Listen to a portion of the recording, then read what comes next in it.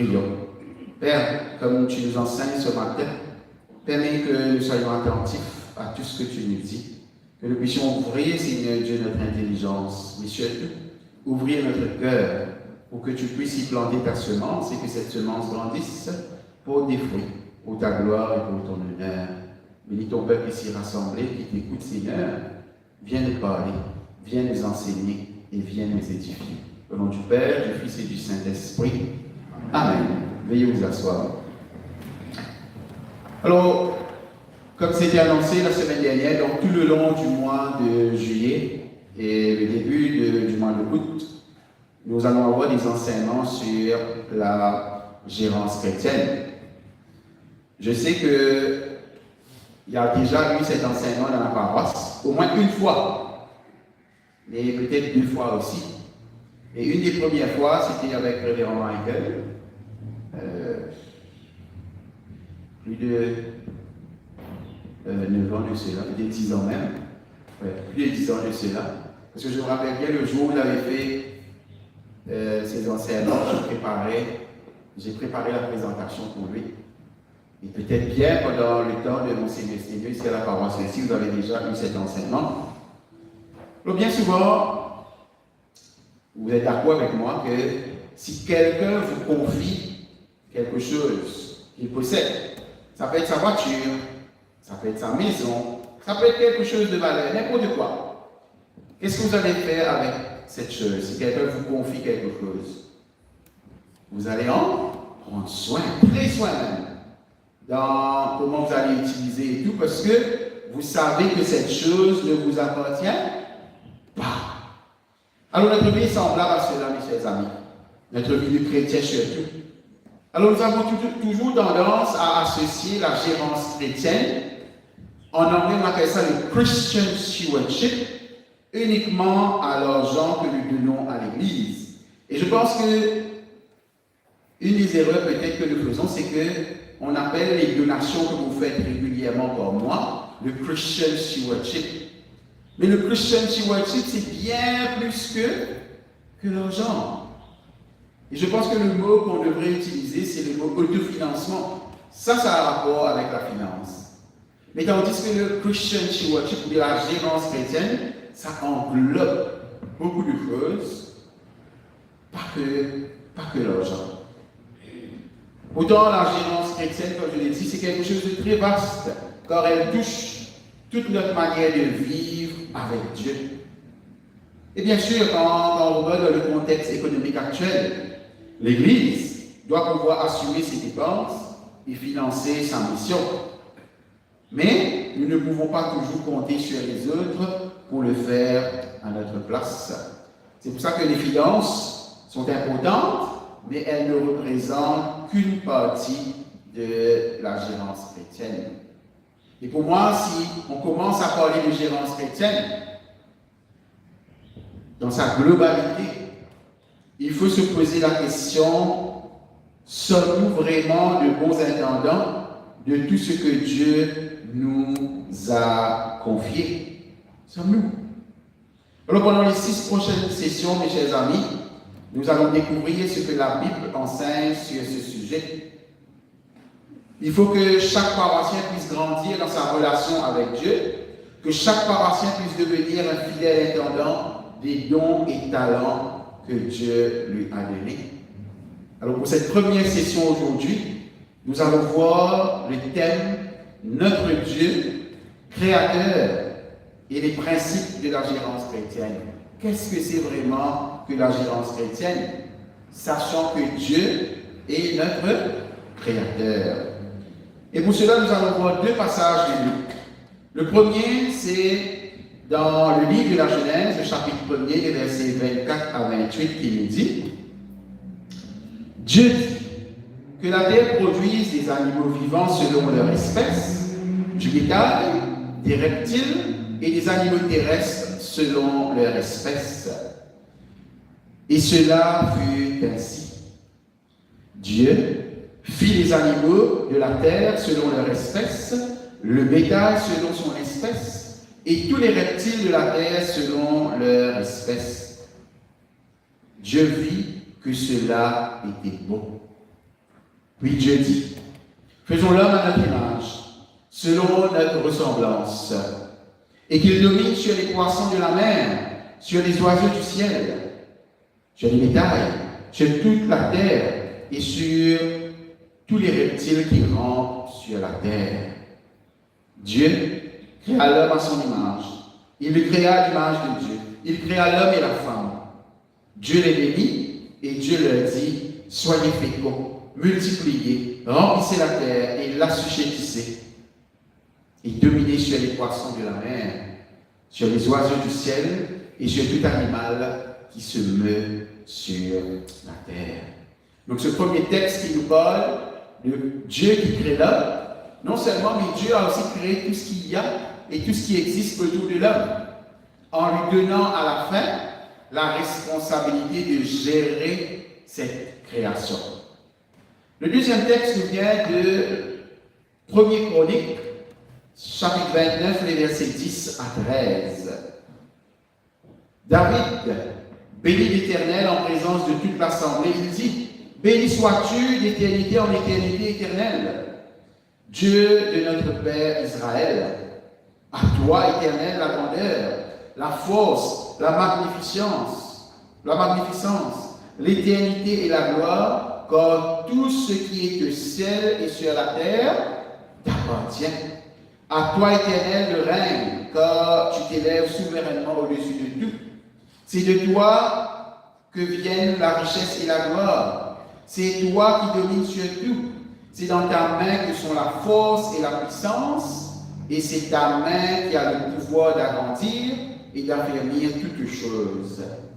Maintenant, notre Dieu, nous te louons et nous célébrons ton nom glorieux. Là, David nous fait comprendre que tout ce qui peut exister, tout ce que nous côtoyons, tout ce que nous voyons, tout ce que nous pouvons toucher, appartient à qui? À Dieu. Ok? En d'autres mots, oui, Dieu nous donne de gérer ce qu'il a créé, mais Dieu reste au contrôle de tout. Dieu reste souverain sur tout.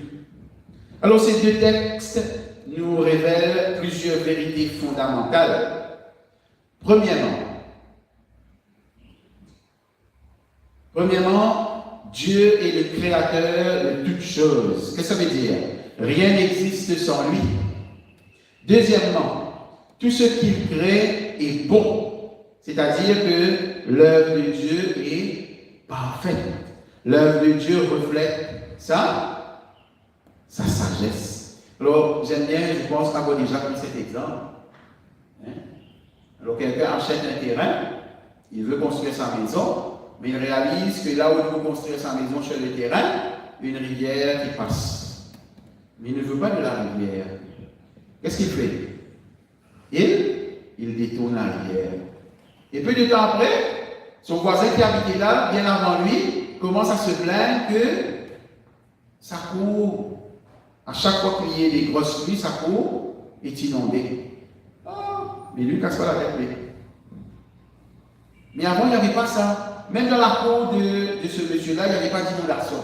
Mais c'est juste que lui, il n'aimait pas la rivière. Qu'est-ce qu'il a fait? Il a détourné la rivière. Mais pourtant, Dieu, quand il a créé cela, il a mis la rivière là, il a vu que c'était bon.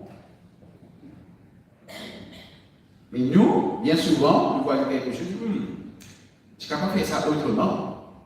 Et là, nous changeons peut-être l'utilité ou bien la façon d'utiliser la chose. Et ça a des conséquences après. Troisièmement, nous apprenons que Dieu est fidèle et Dieu est digne de confiance. C'est-à-dire que Dieu demeure le même d'âge en âge.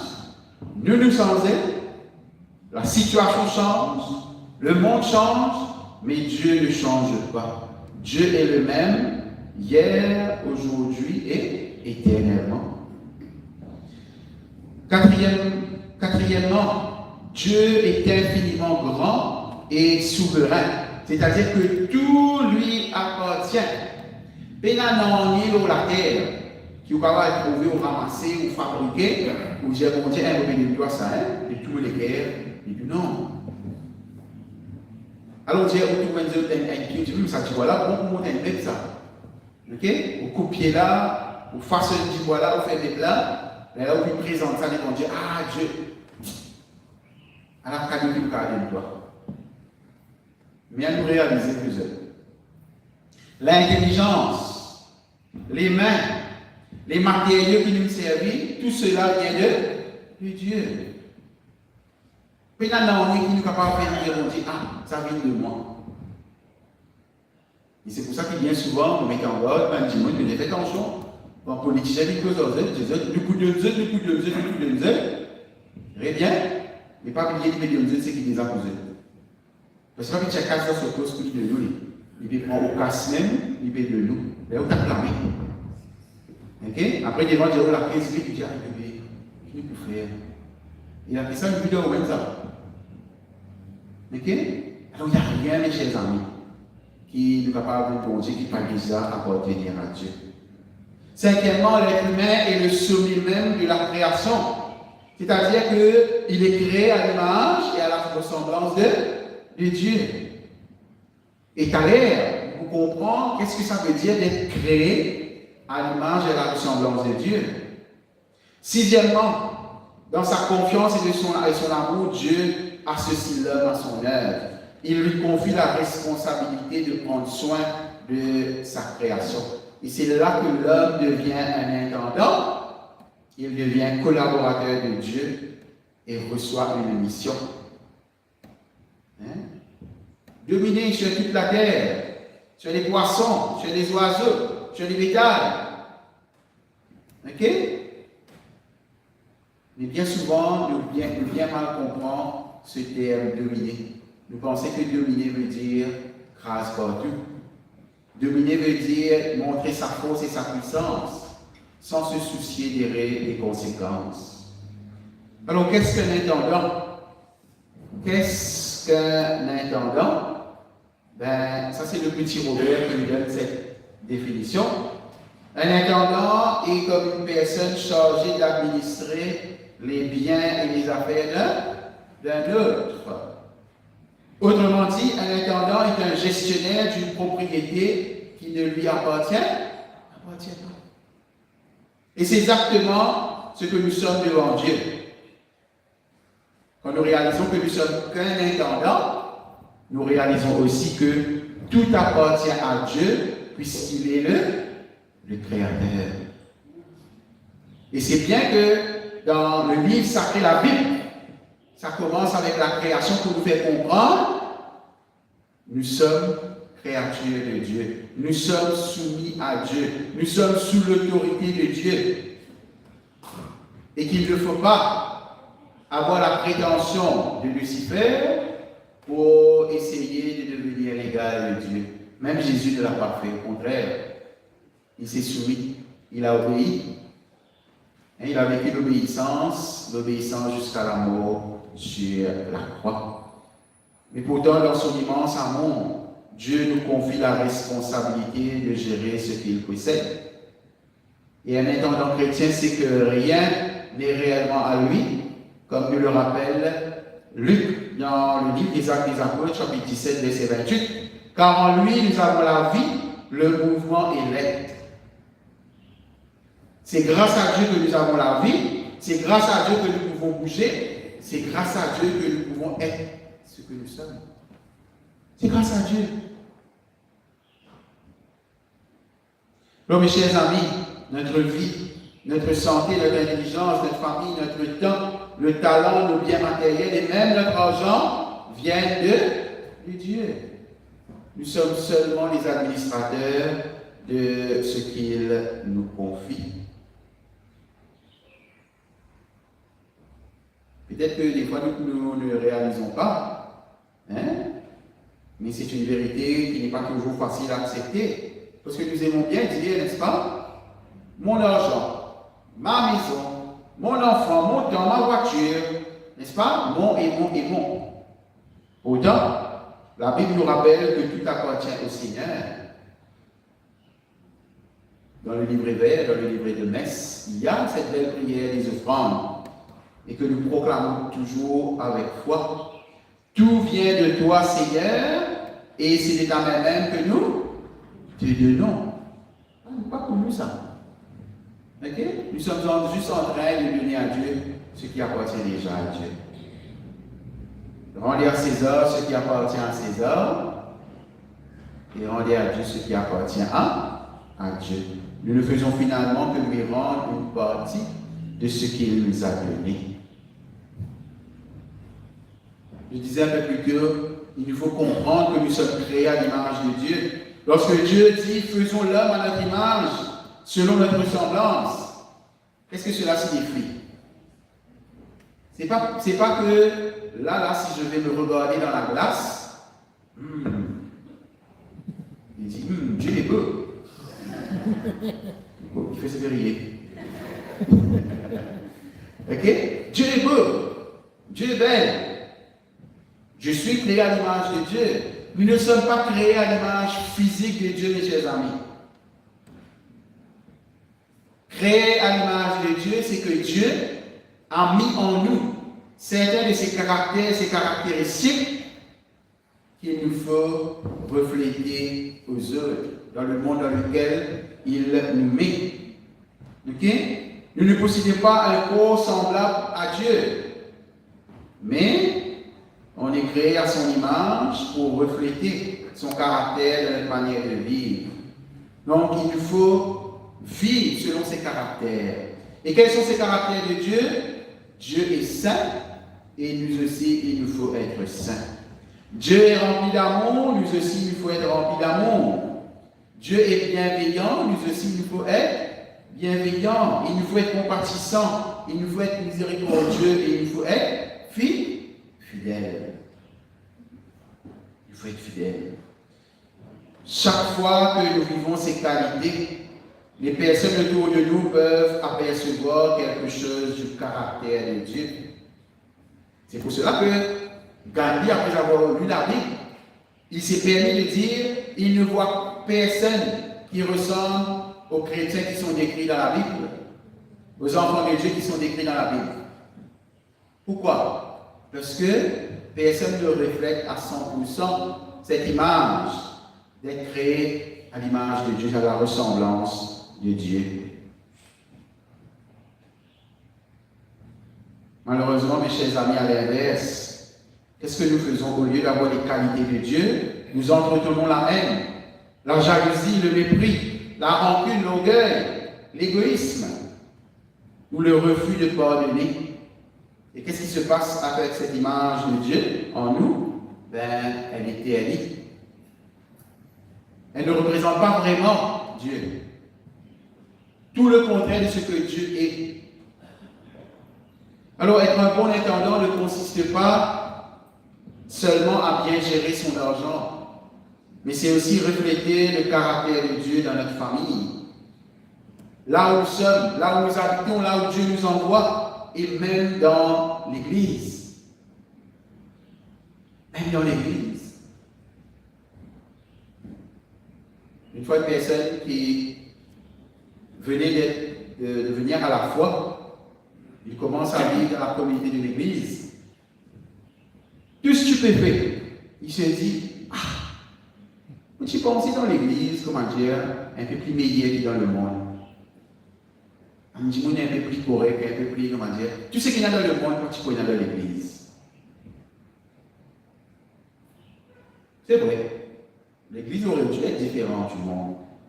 Mais à ne pas oublier que l'Église est composée de ces mêmes personnes qui vivent dans le monde.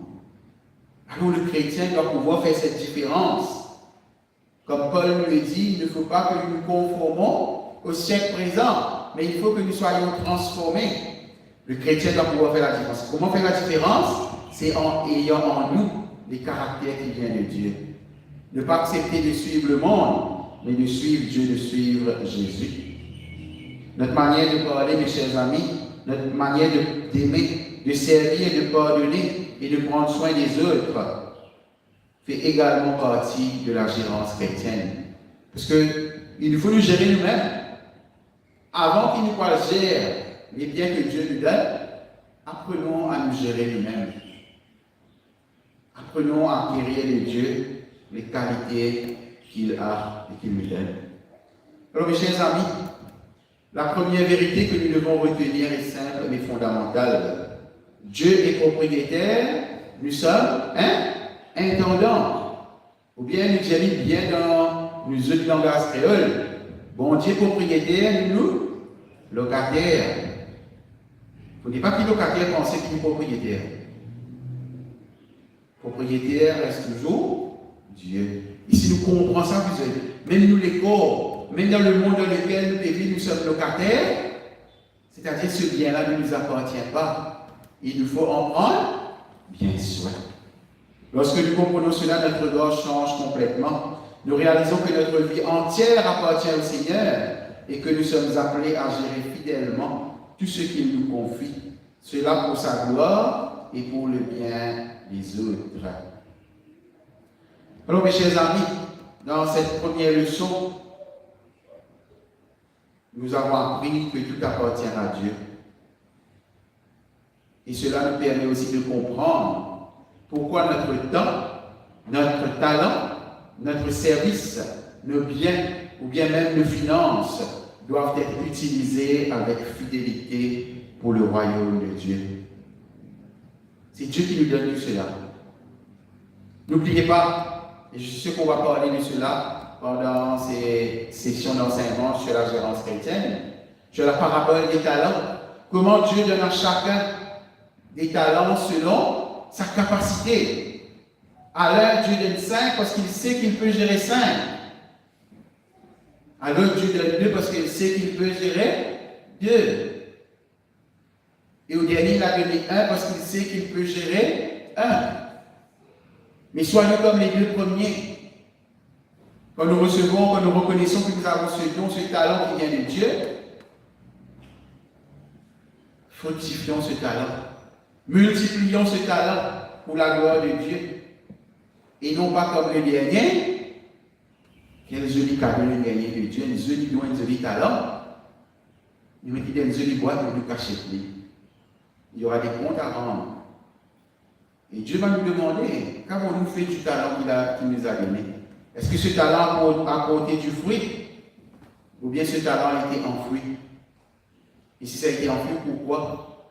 Pourquoi on n'a pas su mettre en pratique ce dont je t'ai donné gratuitement? Alors mes chers amis, quelques questions comme piste de réflexion pour nous aider dans cette semaine et aussi en préparation pour la prochaine session la semaine prochaine. La première question, quelle partie de notre vie avons-nous déjà confiée à Dieu qui est notre Père Céleste? Quelle partie?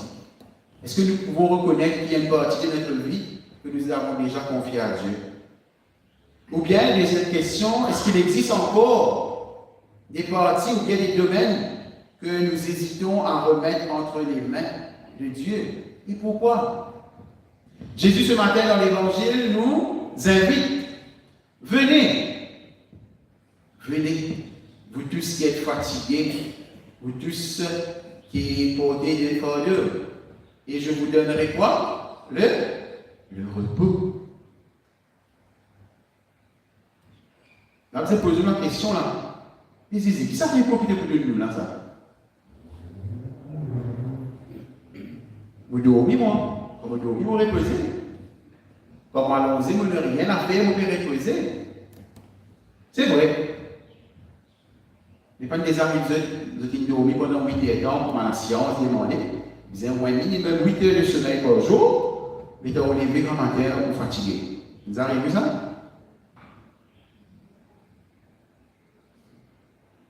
Mais le repos que Jésus fait de nous, pas pour ne plus la fatigue, pour ne plus la tracas, pour ne plus la maladie, pour ne plus la paix.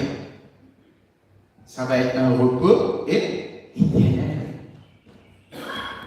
Mais Jésus est avec nous, il dit, nous, pas besoin de sortir sa porte de là tout seul. Venez vous le temps au jour où nous doit couper ça, il dit. Et ça, c'est bien important de comprendre. Hein? Il y en a beaucoup de gens qui pensent, aïe, comment dire, Jésus dit, moi, sauf à ce qu'il a droit d'aller, pas besoin de lui. On va faire l'équipe pour de côté. Ok? L'île de votre problème, l'île de votre fardeau, il y a accumulé tout. Après, les villes posent, ils vont monter, ils vont dire, ah, si j'ai été pour le soulèvement de l'Ipia, il a monté avec moi. Non, Jésus pas dit ça. En d'autres mots, c'est dire fort de là pour vous sortir même toi. Et c'est mort, tu ne peux pas pour sortir du ciel, pour sortir avec toi. Et c'est ça que Jésus dit, il veut lui donner son joug. C'est-à-dire, tu peux bosser un côté, à dire que sortir pour aller mettre les lourds. C'est ça aussi qu'il faut demander là.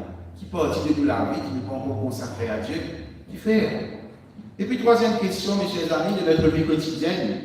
De quelle manière pouvons-nous mieux refléter l'image de Dieu et devenir un meilleur entendant de ce qu'il nous confie? C'était pas besoin de dire des révérends pour un bon intendant. Très bien. Mais on peut devenir meilleur. Il se peut que nous ne pouvons pas faire à 100% de notre capacité. Mais c'est l'occasion de pouvoir revoir cela et de permettre à Dieu de voir notre pleine capacité pour que nous puissions le servir avec cette pleine capacité. Voilà ce que c'est que la gérance chrétienne, mes chers amis. Ce n'est pas simplement l'argent, mais ça concerne aussi les dons, les talents que Dieu nous donne, et surtout et par-dessus tout, le temps que Dieu nous confie. Que faisons-nous de cela, mes chers amis? Comment sommes-nous en train de gérer cette belle création que Dieu nous donne? Et comment sommes-nous en train de gérer la créature que nous sommes? À la fin de ce parcours, mes chers amis, nous puissions trouver des réponses à ces questions et que nous puissions soumettre tout ce que nous allons découvrir et surtout les dons et talents que Dieu nous donne au service de l'Église, au service de l'établissement du royaume de Dieu. Au nom du Père et du Fils et du Saint-Esprit. Amen.